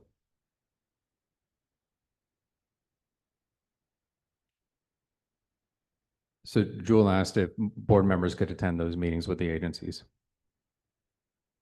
Yeah, they're typically just small meetings. Typically, the chair, or vice chair, and the chairs and vice chairs of the committees. But if there's any specific questions or things you want asked, yeah, please feel free to reach out and we can talk. Yeah, historically, when I was chair of district needs and budget, we would typically have the vice chair and chair of the committee join, and we would be the three of us, and usually one of the staff members, typically Angel, who would be on to field a lot of those questions. So thank you very much. And I would just recommend, when you see the QR code, share it with 5 people. It's that simple. 5 people in your building, share it, get them to fill it out. That'll be helpful. Yes, Sage. That's a great recommendation. I think we could all do that. That's great. Thank you for the recommendation. Mostly me. Okay. Point well taken, Sage. Thank you. All right, we're going to move along to executive. I'll keep it brief. We had a discussion on, parliamentary procedure, which is why we have this little document. This document will continue to grow a little bit as we introduce the concepts and get ourselves into a good pattern and habit. This was a nice dry run, so think of it as the beta test. So I think we can do this very well. Having conversation with a few of the other board members who've been here for a long time and decompressing, we talked about how things used to be when we had Francis Mastrota getting up on a chair, yelling points of order, points of privilege, and things like that to, kind of calm the meeting down. Yeah. So I appreciate everyone's cooperation and collegiality. We went over the normal review of the draft meeting. Stay tuned for that meeting in July, given that when we have to have it in, it may shift a little bit, but Angel and I will just stay tuned toward the end of July to have a meeting. Covered our board member attendance. We've had 2 committees that haven't had quorum.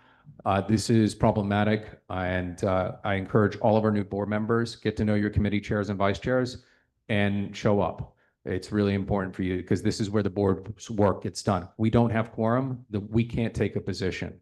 And some of these committees do a lot of the committees do great work and a lot of work. So again, this is something I cannot impress enough.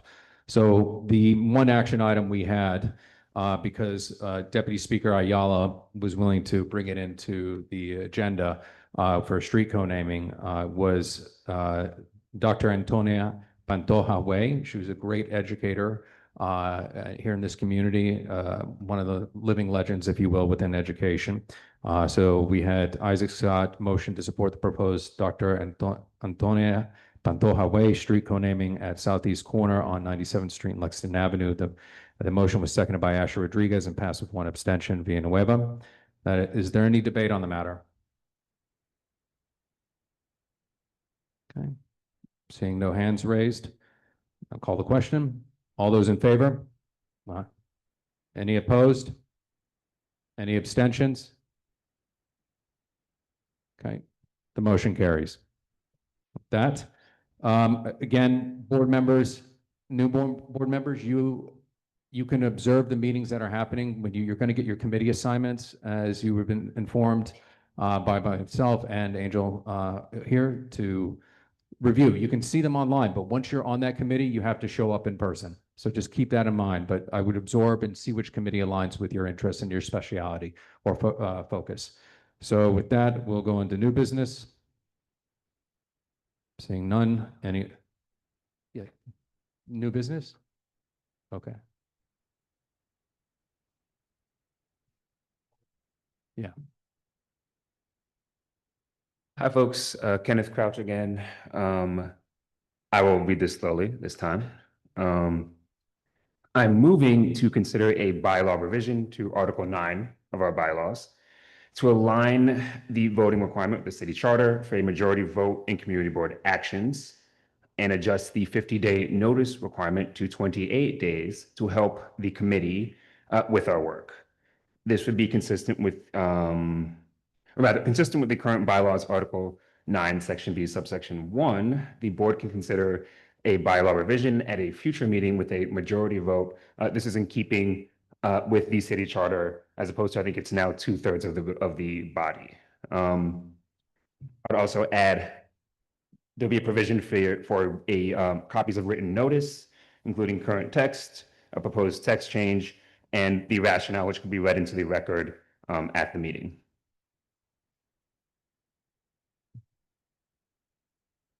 Yes. I'm happy to answer questions too about that. Yeah, absolutely. So as it stands, when we have an amendment to our bylaws, we have a 50-day period to consider that amendment, meaning even if we decided today that, I don't know, the floor has to be painted purple, we'd have 50 days to consider that determination. Additionally, the way our bylaws are written, it requires a 2/3 majority of the body of members present to approve that change. There's no textual support for that in the city charter, Section 2800, which governs community board meetings and rationale. There's really no reason to have that requirement. There's no reason in the law. There's no reason in, based elsewhere. And actually, other community boards have different standards. So Manhattan Community Board 17 has a 30-day notice requirement. Other boards have a 2-meeting notice requirement. So I think to speed up our work, to make sure that we can make the changes we need to make, especially with respect to our elections issues, for example, I think this is a very helpful and necessary change. Okay, yes, Joel. Yeah, I can speak to that. Oh, sorry. Can you hear me okay? It's better? Okay. So there's no necessary rhyme or reason. I think in consultations with our staff, the district office, 28 days is a bit easier for staff to process, as opposed to a 30-day requirement. Does that help? Okay, all right, so, yeah, you have another question, Derek?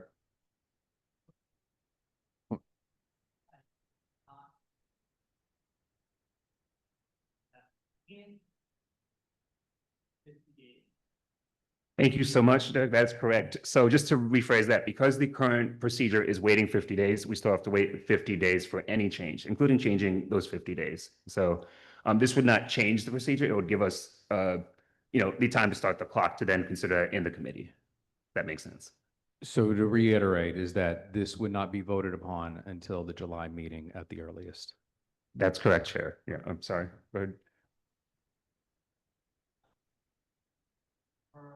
Article 9, current bylaw, that in order for amendment to bylaw, any member can make a motion at a meeting and have to carry. Is that correct? That the current bylaw states that? That is my understanding. Yes. Is there, Asher, you have a question?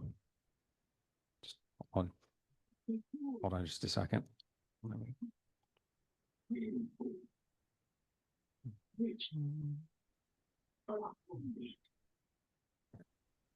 Can't hear none of the questions. Yeah, yes, who's speaking? Candy, your question? I can't hear any one of the members. She's saying we can't hear it because you're not having them speak into the mic. Oh, we please. can't hear the members' questions. Thank you. Okay. I can rephrase or restate the questions. So I believe what was the first question?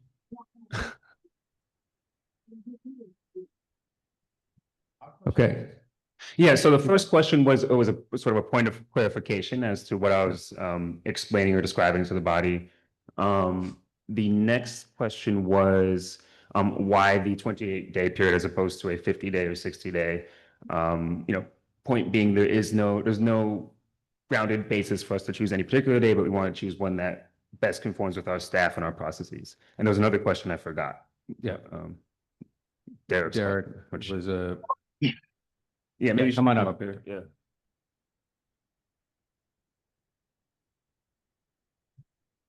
So my question is it true that the current bylaws state that for us to one way to consider a bylaws amendment is any member at a meeting can make a motion that must carry with the majority of the members present and voting such that we start the clock, currently 50 days, to vote on that change in the future. Is that correct? The answer is correct. Article 9B4, that the board shall hear a proposal for amendments to these bylaws if such proposal is, number 4, proposed by a majority vote of the members present and voting. Yes, Nelson.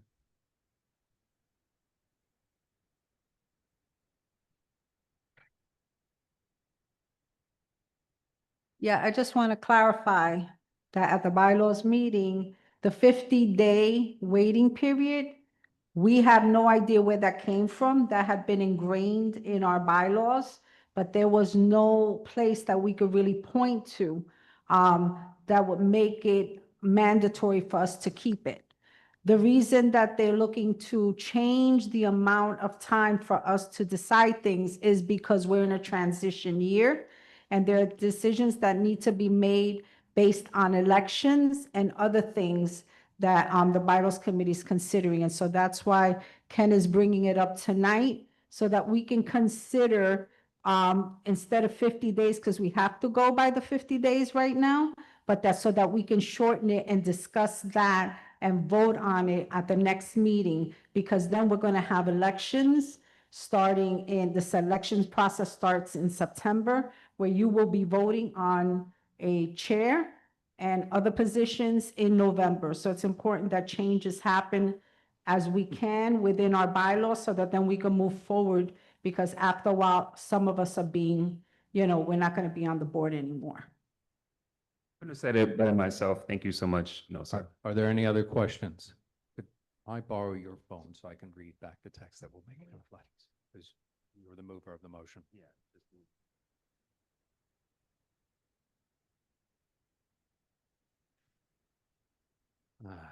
So Kenneth Crouch moves to consider a bylaws revision to Article 9 to align voting requirement of the city charter for a majority vote of community board actions and adjust the 50-day notice to a requirement to 28 days to help the bylaws committee with their work consistent with the current bylaws, Article 9, Section B, subsection 1. The board can consider a bylaw revision at a future meeting with the majority vote of the members present and voting in this meeting. Okay, is there a second?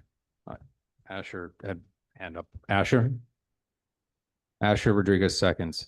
We'll move into debate. Is there any debate on the matter? Raise your hand. Yes, Sage.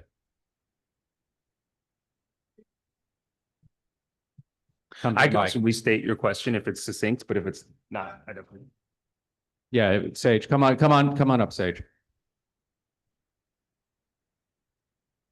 I just don't want to break this if it like comes off. That's the worst. Yeah, I support the motion, but I think if that can be, or if a bylaws amendment can be proposed by majority vote of the members present and voting, then can't you, Xavier, just say that you're recommending this and that be everything? The chairperson can make a recommendation for it as well. So. So we have B1, right? Yeah, that's B1, but we're in debate right now. So is there any further debate? Okay, we'll call it. Anyone against it?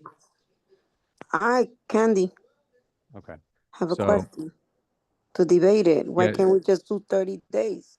What's the difference of 2 days? So I can just, I don't know if I. Yeah, so there's a question of why it was not 30 days and instead 28. So just speaking to that point, a couple members of the committee consulted with staff members about what made the most sense logistically. Given it's not, something I'm really involved with, I don't know what would make the most sense. I think staff are probably the best position to know what makes the most sense. And so we're deferring to them with 28 days as opposed to 30. Okay. Thank you. Is there any further debate for or against the motion? Now, again, this will come up in July. Yes, Derek, please.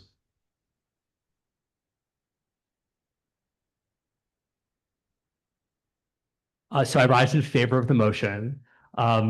Because our meetings are set like the first Tuesday, the third Thursday, 28 days is like 4 full weeks versus the 30 days. And like the months don't have the same number of days and all of that. So it's a little bit of the rationale of why 28 days instead of 30, because it's 4 full weeks. And then with regards to formally changing the bylaws to saying a majority of the members present and voting, the current city charter just makes the 2/3 like unenforceable. So it's as if 2/3 is just crossed out in the bylaws. And so they mostly read like, oh, a vote of the board, but it's good for our bylaws to be just clear and precise. So we should just substitute out the 2/3 with the majority. And when the text of the old language and the proposed new language is sent to everyone, you'll also see it's just going to be broken down into clear subsections. So if we ever want to amend it in the future, for example, let's say a new form of communication is created, and that's how we're allowed to send it out to everyone, we wouldn't have to go through the process of considering all of it. We could just go to these little subsections within there. And I think that's a good goal going forward for all of the bylaws, that things are just broken down into smaller sections that are super clear, so that in the future, when they're changed, bylaws are a thing that should change as the body changes. It'll just be an easier process in order to go through it. So for those reasons, I rise in favor of the motion, so we can consider this no sooner than July 16th, 50 days from now. Okay. Any further, those for or against? May I speak just very briefly further on it, Chair? Yes. I just want to reiterate that this is just for us to consider the revision. We're not changing anything at all tonight. But I think as folks have spoken at length, would be really helpful for changing things, hopefully for the better. That's all. And again, just to be clear to everyone, we're just changing the waiting period. If adopted in July's meeting, it would change the waiting period from 50 to 28 days. So this is just, yes.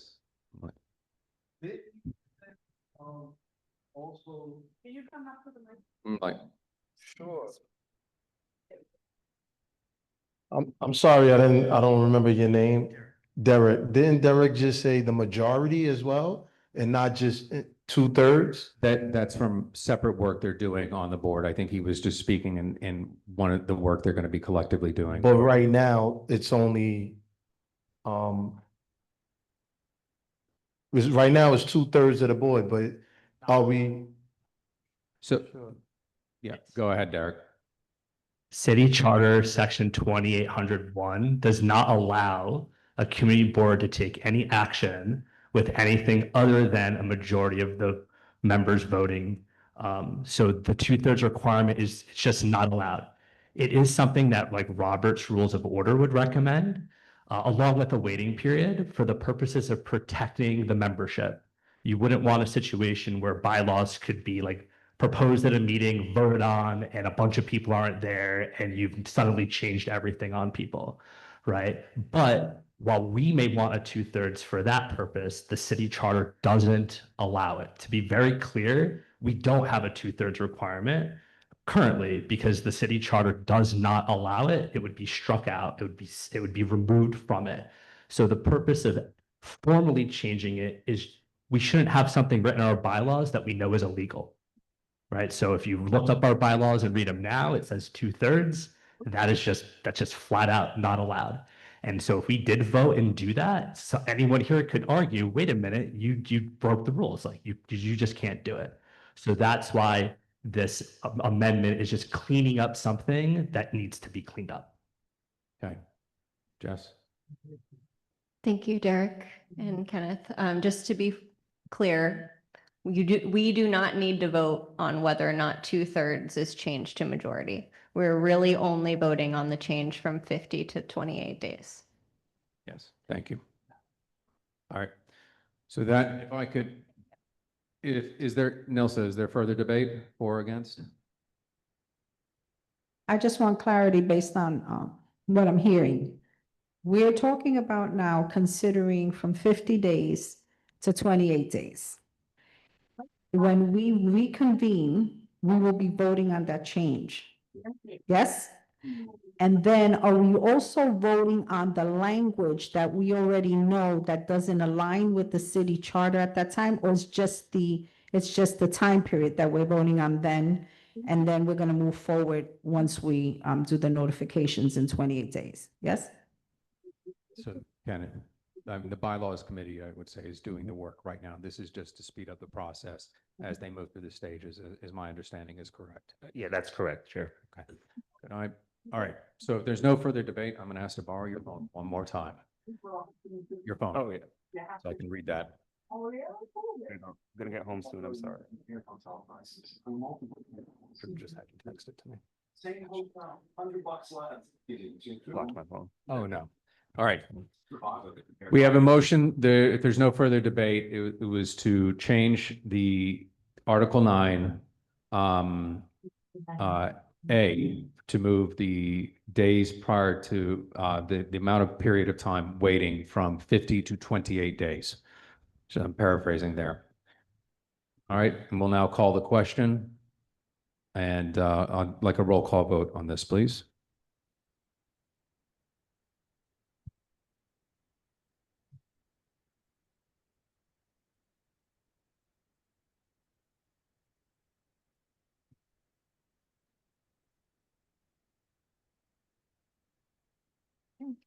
Okay, everyone, please listen for your names. Yes, no, abstain. Jose Altamirano.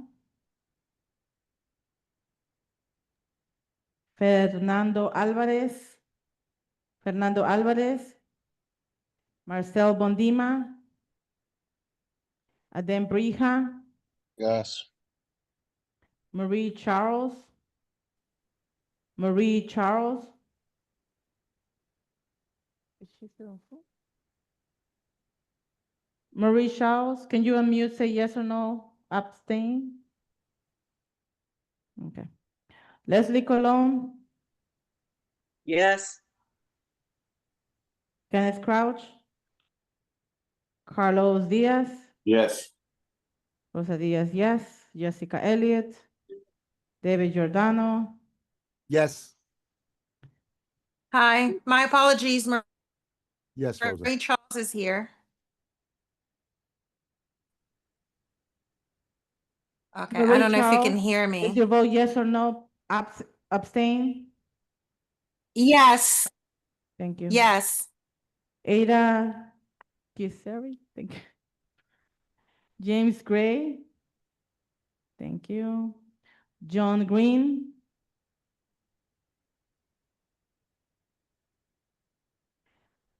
Chancellor Gregg. Pascal Hanou. Wanda Hopkins. Yes.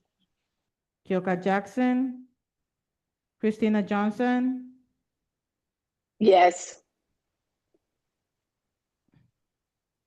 Joel Jones. James Kemp. Sage Mason. Malik McCullough. Robin McGinty. Jennifer Mayer. Jessica Morris. Hayward Moulton. Nelsa Orama. Beverly Pavone. Samantha Pedreiro. Harleen Percy. Tanya Phelps. Marina Phillips. Valerie Ponte. Yes. Asher Rodriguez. Dawn Sanders. Xavier Santiago. Gino Sotilla. Isaac Scott. Yes. Russell Schuller. Loretta So. Derek Stampone. Vincent Torres. Amory Vasquez. Jason Villanueva. Candy Vives Vasquez. Yes. Nye Whitaker. Nye Whitaker. Agatha White. Michelle Wilshire Clemens. Jason Wu. Thank you. Second. The motion carries unanimous. Thank you very much, gentlemen, for presenting that. Next, old business. Any announcements? Can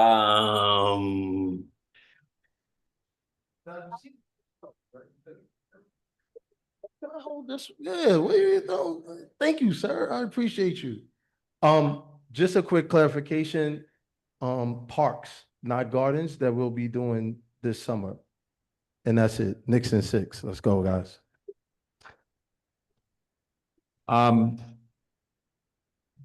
Asher, All right, I'll come to you next, Carlos. Let Asher come up. Announcements. So I've been mentioning this at Youth and Education for the past few months, but at Lexington Academy, the students are putting on a production called The Wickedest Wiz of Harlem. It is a mix of The Wizard of Oz, The Wiz, and Wicked, and the students have been working very hard. I am, full transparency, the music director for it, and it's on June 12th at 6 p.m. at 131 East 104th Street. So it's open to the public. So we hope to see community board members there. Okay. And they'll also be presenting the next day. Carlos, you have an announcement? I do. Starting June 4th is the Body of Music Speak Festival on White Park on 106th Street between Lexington and 3rd Avenue. every Wednesday all the way to September 3rd. So you're all welcome to attend.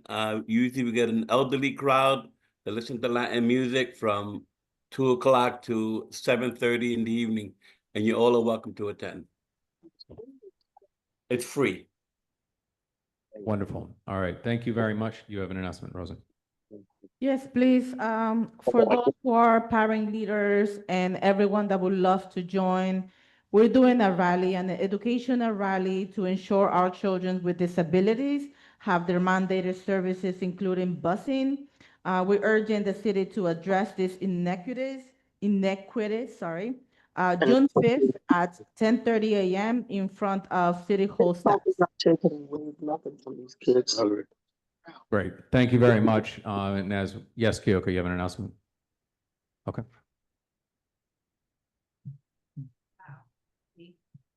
So all three precincts, 25th, 23rd, PSA 5, as well as the DA's office have been working on a community initiative because of all of the gun violence that has been happening recently. And we are putting together an advisory board in which we will be discussing ways that the community can also come together to help diffuse some of these things, like, well, not diffuse, but like work on some of going to the schools, helping safe passages, walking the young people to the bus, to the train, things of that nature. And so we will have an announcement of how we're going to be able to do that and work and have you guys come in as volunteers to help us out really soon. So we have one more meeting coming up, and so we'll share that information with whoever is will share it with you guys. Wonderful. Thank you, Kyoko. With that, if there are no further announcements. I have a question. Yeah, Candy, you had a question or Yeah. announcement? Yes, no, I have a question for Asher, made the announcement of the play. So how are we gonna, are you gonna, have flyers passed around, or, is it free? I'm interested in wanting to find out so I can also help, circulate that information. It's Sounds free, and interesting. if I haven't already, I'll forward the flyer to the district manager. Okay, thank you. What?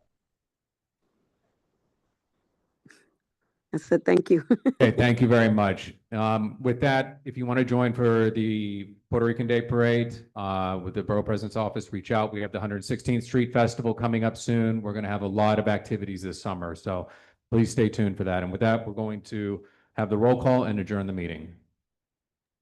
Yes, please listen for your names. Jose Altamirano. Fernando Alvarez. Marcel Bondima. Adem Brija. Present. Thank you. Marie Charles. Present. Thank you. Leslie Colon. Present. Kenneth Crouch. Carlos Diaz. Present. Rosa Diaz is myself. Jessica Elliott. David Giordano. Rosa, I'm here. Goodbye, Rosa. Ada Giseri. Thank you. James Gray. John Green's not here. Chancellor Greg. Pascal Hanu. Wanda Hopkins. Present. Kioka Jackson. Christina Johnson. Present. Joel Jones. James Kemp. Sage Mason. Malik McCulloch. Robin McGinty. Jennifer Meyer. Jessica Morris. Hayward Motum. Nilsa Orama. Beverly Pavon. Samantha Pedreiro. Carlene Percy. Tania Phelps. Marina Phillips. Valerie Ponte. Present. Asher Rodriguez. Don Sanders. Xavier Santiago. Janelle Satija. Isaac Scott. Present. Russell Schuller. Thank you. Loretta So. Derek Stampone. Vincent Torres. Marie Vasquez. Jason Villanueva. Candy Vives Vasquez. Here. Nye Whitaker. Agatha White, Michelle Walter Clement, Jason Wu. Have a good night. Meeting's officially adjourned. Have a good evening, everyone.